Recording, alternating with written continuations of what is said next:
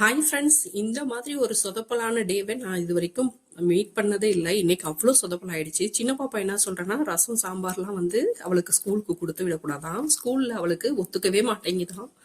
வீட்டில் சாப்பிட்டாதான் ரசம் சாம்பார்லாம் ஒத்துக்குதான். குழம்பே கொடுக்கக்கூடாதான், ஆனமே கொடுக்கக்கூடாதான். அதனால தான் இப்போ ரீசெண்டாக சப்பாத்தி கூட கொடுத்து விட்டேன். அதனால வீடியோ ஒன்று பார்த்தேன். அந்த டிஷ்ஷை வந்து நான் இன்னைக்கு ட்ரை பண்ணேன். நான் பண்ண ஒரு தப்பு என்னன்னா, காலையில் பிரேக்ஃபாஸ்ட் டைமில் வந்து நான் ட்ரை பண்ணது தப்பு. ஈவினிங் நைட் டின்னர் அந்த மாதிரி டைமில் நான் ட்ரை பண்ணியிருக்கணும். அதனால ஃபுல் சொதப்பல் ஆயிடுச்சு. அதுக்கு ஒரு ஸ்டஃபிங் ரெடி பண்ணேன். அதை வந்து பாப்பாவுக்கு ஒரு சின்னதாக ஸ்நாக்ஸ் மாதிரி செஞ்சு அப்படி கொடுத்துட்டேன்.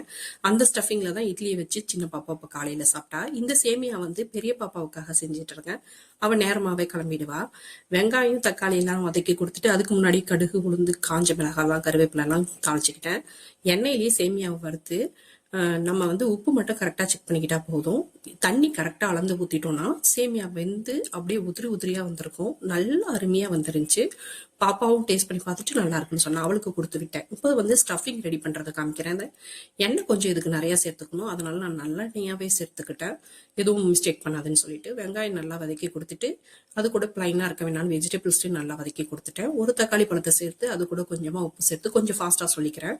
அது தக்காளி சேர்த்த உடனே மஞ்சள் தூள், மிளகாய் தூள், ஜீரகத்தூள் எல்லாத்தையும் சேர்த்து நல்லா வதக்கி விட்டுட்டேன்.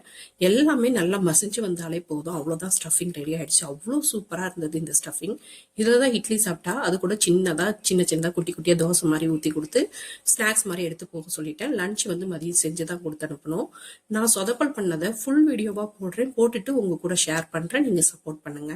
இப்போ வாழைப்பூ குருமாவுக்கு நான் ஃபுல் வீடியோ போட்டிருக்கேன். அதோட லிங்க் கீழே கொடுத்துருக்கேன். மறக்காம எல்லாரும் செக் பண்ணி பாருங்க.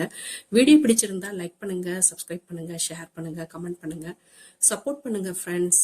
தேங்க்யூ.